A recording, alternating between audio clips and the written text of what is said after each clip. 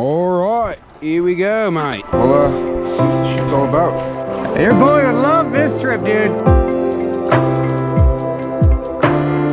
Lower ledge, and then there's Fossil Stop right after that. I don't know if you guys can see that or not, but there's bighorn sheep up there. Again, this is the third day on the San Juan River in Utah. This is so crazy. Look at all this canyon. Spot is, when I went out there one time when it was high, he tied a rope to a tree.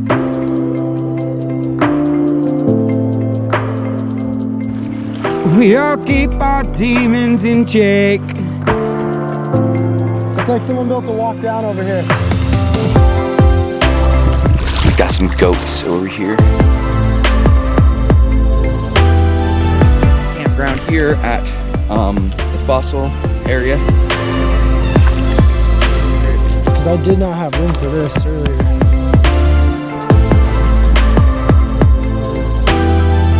I had this full thing, which is like 3 gallons.